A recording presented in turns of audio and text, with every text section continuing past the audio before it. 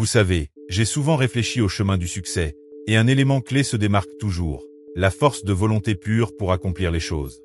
C'est un peu comme naviguer sur un navire. Vous pouvez avoir le plus beau bateau, le meilleur équipage, mais sans fixer de cap et avancer, vous finirez par dériver. Aujourd'hui, je veux parler de cela, de l'art de se dépasser, d'aller au-delà de l'ordinaire pour atteindre l'extraordinaire.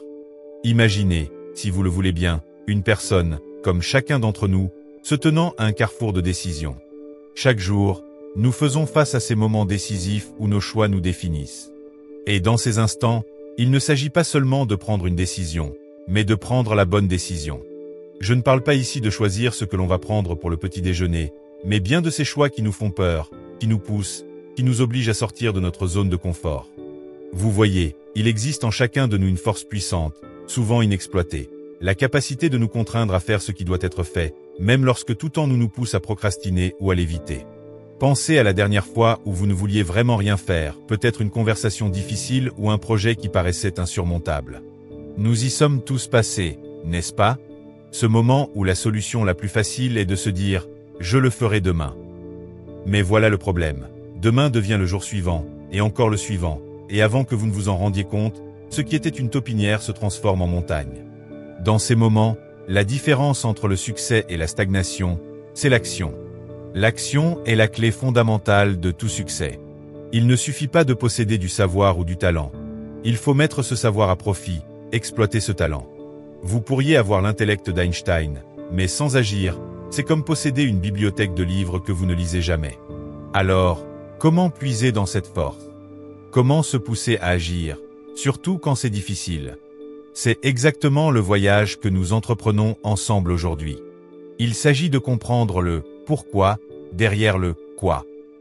Il s'agit d'apprendre à accepter l'inconfort de la croissance, car, croyez-moi, la croissance et le confort ne cohabitent pas. Toutes les disciplines s'influencent mutuellement. Pour paraphraser une phrase philosophique, tout influence tout le reste, rien n'est isolé. Ne soyez pas naïf en disant « cela n'a pas d'importance ». Je vous assure que tout compte. Certaines choses comptent plus que d'autres, certes, mais rien n'est insignifiant. On a tendance à compatir avec celui qui dit « c'est le seul endroit où j'ai faibli ». Mais ce n'est pas vrai. Chaque échec affecte le reste de votre performance. Chaque faux pas a son impact. Cela fait partie du processus éducatif du développement personnel. Si vous ne faites pas le tour du pâté de maison, vous ne mangerez probablement pas la pomme du jour. Si vous ne mangez pas la pomme du jour, vous ne commencerez pas à bâtir votre bibliothèque. Si vous ne bâtissez pas votre bibliothèque, vous n'allez pas tenir un journal, prendre des photos, ni utiliser judicieusement votre argent, votre temps, vos possibilités et vos relations. Et, avant que vous ne vous en rendiez compte, 6 années se sont accumulées et vous voilà en difficulté. La clé pour inverser ce processus est donc de commencer à adopter ces disciplines, même par de petites actions, les plus infimes gestes, ce qui semble insignifiant, car tout compte.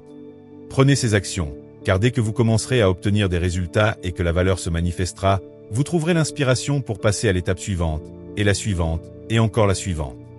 Mais pour que ce processus fonctionne, nous devons d'abord maîtriser l'art de la discipline de soi, et surtout une discipline de soi constante. Peu importe votre intelligence ou la quantité de savoir que vous possédez, si vous ne l'utilisez pas, cela ne sert à rien. Peu importe que vous assistiez à tous les séminaires qui passent en ville, si vous n'appliquez pas ce que vous avez appris. La connaissance appliquée vaut mieux que la connaissance théorique. Et une fois que nous avons appliqué notre savoir, nous devons étudier les résultats, analyser ce processus et affiner notre approche. Très vite, nous nous retrouverons emportés dans une spirale d'accomplissement, une ascension verticale vers le succès. Il faut une discipline de soi constante pour maîtriser l'art de se fixer des objectifs, pour maîtriser l'art de la gestion du temps, pour devenir un leader, pour être un parent et pour entretenir des relations. Si nous n'intégrons pas la discipline de soi de manière régulière dans notre vie quotidienne, les résultats que nous recherchons seront sporadiques et insaisissables. Il faut un effort constant pour gérer véritablement notre temps précieux, sinon nous serons continuellement frustrés, notre temps se fera dévorer par ceux dont les exigences priment sur les nôtres. Il faut de la discipline pour vaincre la petite voix qui nous chuchote des doutes, la peur de l'échec, la peur du succès, la peur de la pauvreté ou d'un cœur brisé. Il faut de la discipline pour continuer à essayer quand cette voix intérieure évoque l'échec possible. Il faut de la discipline pour admettre nos erreurs et reconnaître nos limites. Parfois, l'ego nous incite à exagérer notre valeur au-delà de nos résultats, nous poussant à embellir la réalité et à ne pas être entièrement honnête. Il faut de la discipline pour être totalement sincère, avec soi-même comme avec les autres. Il faut aussi de la discipline pour changer une habitude, car les habitudes se forment petit à petit, jour après jour. Une fois établies, elles agissent comme un câble gigantesque, un réflexe presque incassable que seule une pratique disciplinée sur le long terme peut modifier. Je veux que vous pensiez à un objectif, un rêve, quelque chose que vous repoussez depuis trop longtemps. Gardez-le en tête pendant que nous entamons cette discussion, car aujourd'hui ne se résume pas à des théories et des mots, c'est une transformation. Il s'agit de transformer le « je ne peux pas » en « je vais le faire ». Croyez-moi, le chemin du « je ne peux pas » vers le « je vais le faire » est là où opère toute la magie. Plongeons ensemble dans cette aventure, d'accord? Explorons comment exploiter cette force en nous, comment renverser la situation en notre faveur et prendre le large vers nos rêves. Rappelez-vous, il ne s'agit pas seulement de la destination, mais du voyage. Ce voyage consiste à découvrir le pouvoir incroyable de la discipline de soi, le pouvoir de déplacer des montagnes, le pouvoir de transformer nos vies. Commençons cette aventure ensemble, avec l'esprit ouvert et le cœur disposé. Engageons-nous envers nous-mêmes, envers nos rêves, dans ce voyage où nous nous forçons à accomplir ce qui doit être fait, quoi qu'il arrive. Souvenez-vous, les seules limites qui existent sont celles que nous nous imposons. Brisons ces barrières et élevons-nous vers de nouveaux sommets. Ce n'est pas seulement l'objectif qui compte, mais la personne que nous devenons en le poursuivant, la force que nous gagnons, la sagesse acquise et le caractère forgé. Imaginez un instant un monde où chacun ferait preuve d'une parfaite discipline de soi. Imaginez des gens qui tiennent chacune de leurs promesses. Imaginez les réalisations, les transformations. Je sais ce que vous pensez, ce monde paraît idéal, peut-être trop beau pour être vrai. Mais voici le secret, ce monde commence avec vous. Tout débute le moment où vous décidez de prendre le contrôle de votre vie. La discipline de soi, c'est assumer ses responsabilités, c'est faire des choix et non des excuses. C'est dire non aux choses qui nous nuisent et oui à celles qui nous font grandir. C'est s'engager envers soi-même et tenir cet engagement. Il est facile d'être discipliné quand on est observé, mais la vraie discipline de soi se manifeste quand personne ne regarde. Ce sont ces choix que vous faites dans ces instants calmes et discrets qui définissent véritablement qui vous êtes. La plus grande valeur de la discipline, c'est l'estime de soi. Aujourd'hui, on enseigne l'estime de soi sans toujours l'associer à la discipline. Le moindre manque de discipline commence à éroder notre psyché. C'est l'une des plus grandes tentations de se relâcher un peu, le moindre relâchement par rapport à notre maximum affaiblit notre mental. Au lieu de donner le meilleur de nous-mêmes, se contenter d'un peu moins affecte non seulement nos résultats, mais notre philosophie de vie. N'oubliez pas non plus que la discipline est un défi, un muscle qui demande à être exercé en permanence.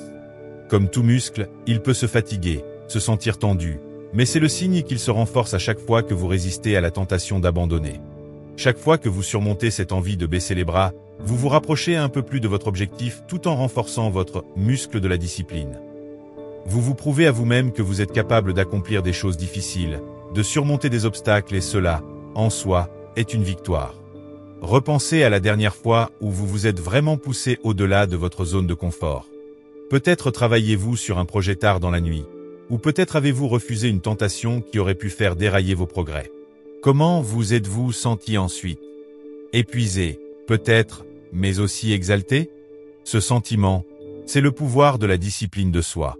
La discipline de soi signifie également être capable de différer la gratification. C'est voir le tableau d'ensemble, comprendre que la douleur de la discipline aujourd'hui n'est rien comparé à la douleur des regrets de demain. Il s'agit de choisir la satisfaction à long terme plutôt que le confort immédiat. C'est là que beaucoup se trompent en confondant le chemin facile avec le chemin juste, mais pas vous. Vous êtes ici parce que vous êtes prêt à choisir le bon chemin, aussi difficile soit-il.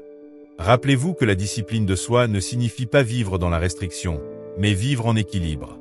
Il s'agit de savoir quand travailler dur et quand se reposer, quand se pousser et quand se ressourcer. Il faut écouter son corps, son esprit et son cœur, rechercher l'harmonie.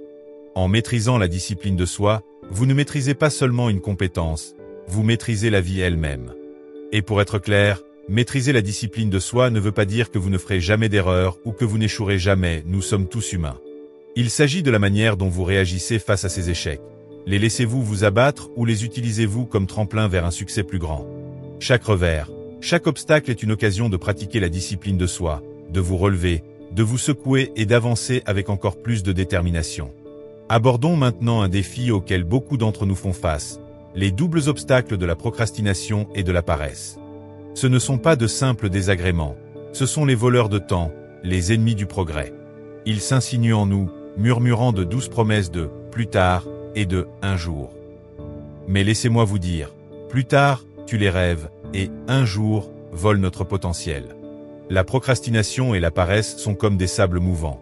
Plus nous cédons, plus nous nous enfonçons, et plus il devient difficile de nous en extraire. Combien de fois nous sommes-nous dit « je commencerai demain », pour découvrir que demain apporte son lot d'excuses. C'est un cycle, une spirale dangereuse qui nous empêche d'avancer. Mais voici la bonne nouvelle. Tout comme nous pouvons tomber dans ce piège, nous pouvons aussi nous en libérer. La clé, c'est l'action immédiate et délibérée. C'est l'antidote à la procrastination, l'ennemi de la paresse. Ne soyez pas paresseux pour apprendre, pour ramasser les idées, pour tirer des leçons de vos expériences. Soyez sérieux, car la vie est sérieuse, nous parlons ici de vie ou de mort. Quelqu'un m'a un jour demandé de décrire la vie, et j'ai répondu, la vie, c'est la lutte pour maintenir la mort à distance respectable. La mort semble vouloir arriver prématurément. Si vous voulez vivre une vie longue et florissante, vous devez repousser cette fatalité. Vous ne pouvez pas céder, il faut se battre, c'est exactement pour cela que certains produits existent, pour vous aider à résister. Ici, nous traitons de sujets sérieux, nous ne sommes pas là pour raconter des blagues et rentrer chez nous. Nous sommes là pour instruire, pour grandir, pour apprendre, pour donner le meilleur de nous-mêmes. La vie est sérieuse, et l'avenir l'est tout autant. Je sais ce que vous pensez, c'est difficile de commencer. Et vous avez raison, commencer est souvent la partie la plus difficile. Mais rappelez-vous que le voyage de 1000 lieues commence par un seul pas. Il s'agit de prendre ce premier petit pas. Il n'est pas nécessaire de faire un saut gigantesque, juste un pas suffit. La magie réside dans l'élan que vous créez une fois que vous avez commencé. C'est comme pousser une voiture. Le premier effort demande toute votre force, mais une fois que la voiture se met en mouvement, cela devient plus facile. Alors, comment commencer? D'abord, en se fixant des objectifs clairs et réalisables, des objectifs qui vous enthousiasment, qui allument une flamme en vous. Quand votre objectif est clair, votre concentration s'aiguise et la procrastination perd de son pouvoir. Ensuite, découpez ces objectifs en tâches plus petites, si petites qu'il semble presque ridicule de ne pas les accomplir.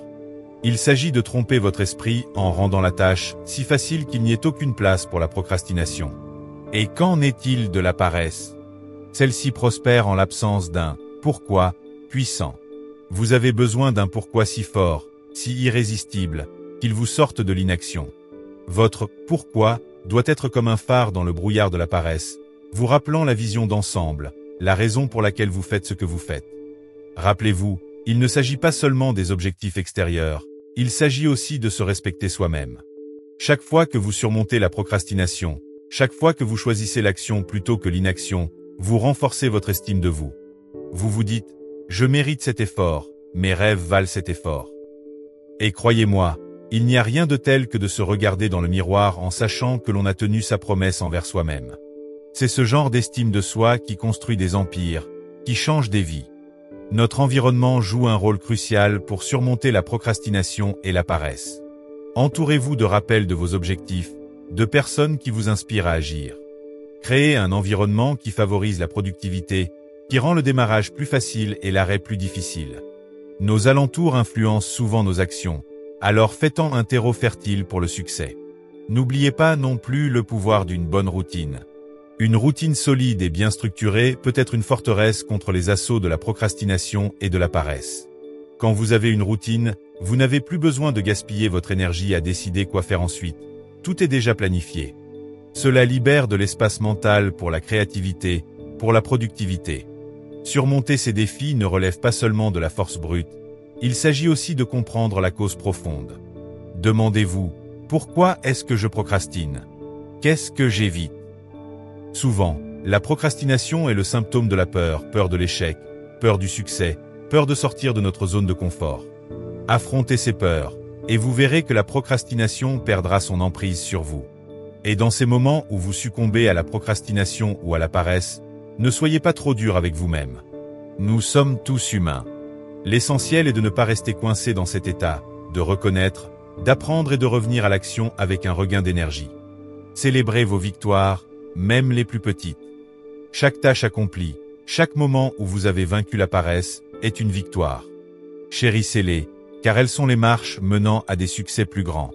Il devient clair que les fondations du succès résident souvent dans les plus petits détails, je parle ici des habitudes. Ces petites routines, ces gestes quotidiens que nous accomplissons presque sans y penser, peuvent sembler insignifiants pris isolément, mais cumulativement, ils ont le pouvoir de transformer nos vies. C'est ici que la croissance personnelle fleurit ou se fane. Les habitudes sont comme les fils d'une tapisserie. Chacun peut sembler insignifiant, mais ensemble ils forment l'image de notre vie. La qualité de nos habitudes détermine la qualité de cette image. De bonnes habitudes mènent à une vie de force et de beauté, tandis que de mauvaises habitudes mènent à une existence qui, comme une tapisserie mal tissée, peut facilement se délier. Réfléchissez Y. Combien de nos journées passent en mode automatique? Nous nous levons, suivons nos routines, et avant même de nous en apercevoir, la journée est écoulée. Imaginez maintenant que ces routines, ces habitudes, soient toutes conçues pour vous propulser vers vos objectifs. Voilà le pouvoir d'une formation intentionnelle des habitudes. Mais comment créer de bonnes habitudes? Tout commence par la prise de conscience. Vous devez d'abord devenir un observateur attentif de votre propre vie. Demandez-vous, quelles sont mes habitudes actuelles? Me servent-elles ou me freinent-elles? Ce niveau de conscience de soi est la première étape vers un changement significatif. Une fois que vous avez identifié les habitudes à changer, commencez petit. Trop souvent, nous essayons de transformer notre vie du jour au lendemain. C'est comme essayer de soulever un poids trop lourd. C'est insoutenable. Commencez par de petits changements réalisables. Vous voulez faire plus d'exercices? Commencez par une marche de 10 minutes par jour, et non par une heure de gym. De petits succès engendrent de l'élan, et cet élan mène à de plus grands succès. Mais former de nouvelles habitudes ne se résume pas à agir, c'est aussi désapprendre. Il faut briser les chaînes des vieilles habitudes improductives. C'est ici qu'intervient la discipline, la même discipline dont nous avons parlé plus haut. Il s'agit de faire des choix en accord avec vos nouveaux objectifs, même lorsque cela est inconfortable. Rappelez-vous, le confort est souvent l'ennemi de la croissance. La constance est l'ingrédient secret de la formation des habitudes. Ce ne sont pas ce que nous faisons de temps en temps qui façonnent notre vie, mais ce que nous faisons de façon constante. Cela peut signifier faire de petits sacrifices, comme se lever plus tôt ou éteindre la télévision pour se concentrer sur un projet. Ces sacrifices peuvent sembler importants sur le moment, mais dans le grand schéma des choses, ce sont eux qui paient le prix du succès. Former de nouvelles habitudes n'est pas un voyage en solitaire. Entourez-vous de personnes qui incarnent les habitudes que vous souhaitez adopter.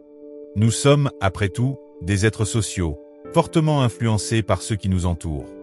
Si vous êtes entouré de personnes disciplinées et concentrées, il vous sera beaucoup plus facile d'adopter ces qualités. Gardez à l'esprit que les habitudes n'affectent pas seulement nos actions, elles façonnent notre identité. Chaque fois que vous pratiquez une bonne habitude, vous vous rapprochez de votre objectif tout en vous affirmant « Voilà qui je suis ». Vous construisez une identité de personne proactive, disciplinée et déterminée à atteindre l'excellence. Cette identité devient une prophétie autoréalisatrice, vous propulsant vers l'avant. Soyons honnêtes, changer n'est pas facile. Les vieilles habitudes ont la vie dure.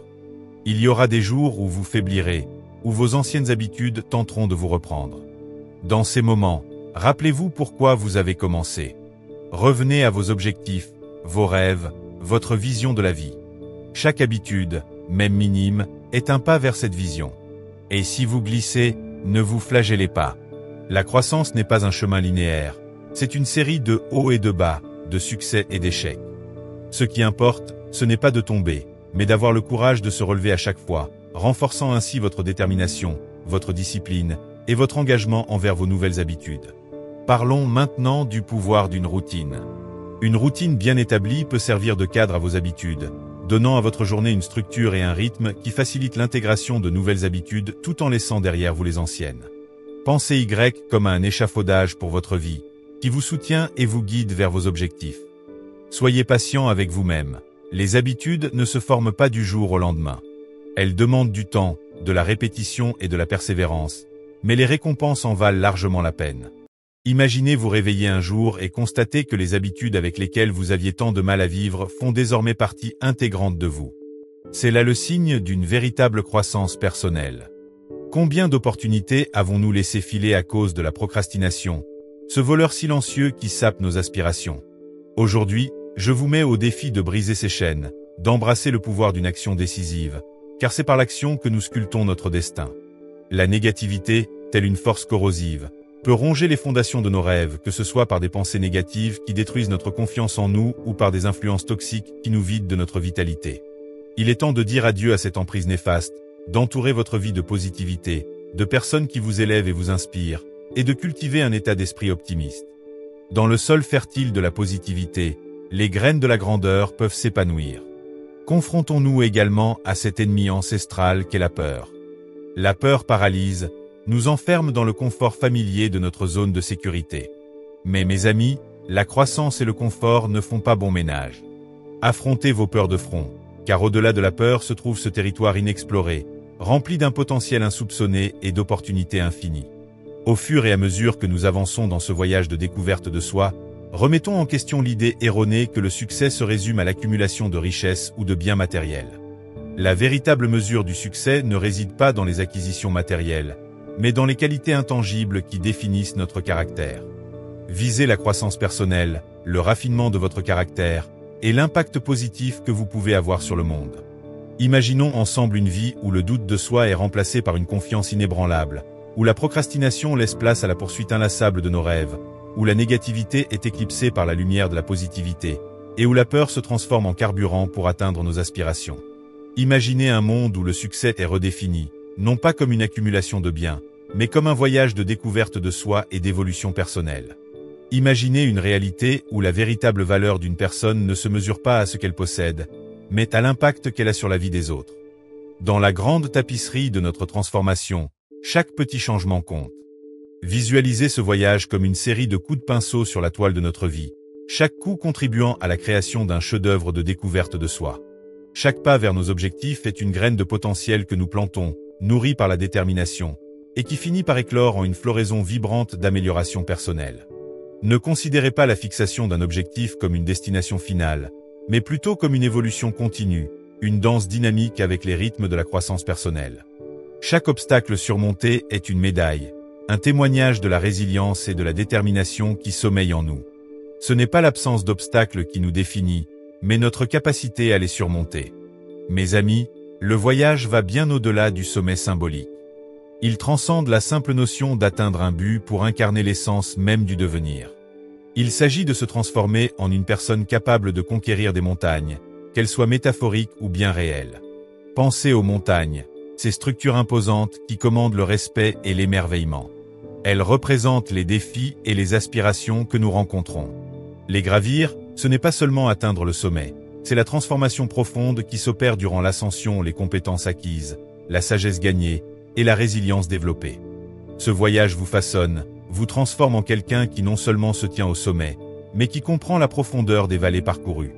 C'est devenir la personne qui ne fuit pas les défis, mais qui les accueille comme des opportunités de grandir. Rappelez-vous que, tout comme les diamants se forment sous pression, les aspects les plus solides de notre caractère se forgent dans l'adversité. Abordez les défis avec anticipation, non avec appréhension. Voyez-les comme des énigmes attendant d'être résolues, des puzzles à déchiffrer, et en les résolvant, célébrez la croissance qu'ils apportent. Reconnaissez vos progrès et laissez-les alimenter votre route vers l'avant. Les obstacles font partie intégrante de la vie, mais c'est notre réaction face à eux qui définit notre parcours. Ils peuvent être des barrières ou, au contraire, des marches vers le succès. Le choix vous appartient. Voyez-les comme des occasions de démontrer votre résilience, votre adaptabilité et votre progression. La discipline de soi, la capacité à vaincre la procrastination et la paresse, la force des habitudes positives et la faculté de transformer les défis en opportunités. Voilà vos outils, vos alliés. Quelle action, aussi petite soit-elle, pouvez-vous entreprendre aujourd'hui pour vous rapprocher de vos objectifs? Qu'il s'agisse de fixer un nouvel objectif, d'élaborer un plan, ou simplement de décider de rompre avec de vieilles habitudes, l'important est de commencer, d'avancer avec assurance et détermination. Souvenez-vous, le voyage de 1000 lieues commence par un seul pas. Gardez toujours les yeux rivés sur l'horizon, sur vos rêves et aspirations. Ils ne sont pas de simples chimères, mais des destinations prêtes à être atteintes. Chaque pas, même le plus petit, vous rapproche de cet idéal. Embrassez le chemin, avec ses détours, ses défis et ses triomphes, car c'est ce qui vous transforme en la personne que vous êtes destiné à être. C'est en agissant, en persévérant, en surmontant que nous grandissons véritablement. Célébrez vos succès, tirez les leçons de vos échecs, et ne perdez jamais de vue vos objectifs. Le chemin vers le succès n'est pas une ligne droite, mais une route sinueuse parsemée d'opportunités d'apprentissage. Accueillez ces opportunités, car ce sont elles qui vous mèneront à la grandeur. Je vous invite à conserver la passion et le sens du but qui vous ont amené ici aujourd'hui.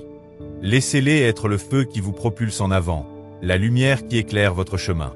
Vous avez en vous la force, la détermination et la résilience nécessaires pour surmonter n'importe quel obstacle et atteindre n'importe quel sommet. Croyez en vous et en votre capacité à transformer votre vie et celle de ceux qui vous entourent. En conclusion, souvenez-vous que ce n'est pas la fin, mais le début d'une vie vécue avec intention, avec un but, et dans une quête incessante d'excellence. Emportez ces leçons avec vous, laissez-les être le vent dans vos voiles qui vous propulse vers vos rêves. Partez d'ici avec un cœur plein de courage et un esprit tourné vers l'action. Le monde attend vos contributions uniques, vos rêves, votre passion. Vous avez tout ce qu'il faut pour créer la vie que vous désirez. Il est temps d'agir, de transformer ces rêves en réalité. L'avenir est à vous. Merci de m'avoir accordé ce moment. Allons-y, mettons-nous en marche et réalisons-le. Votre incroyable aventure vous attend, et j'ai hâte de voir où elle vous mènera. À votre succès, à votre évolution et à la vie extraordinaire que vous allez construire. Faisons de ce voyage un souvenir inoubliable.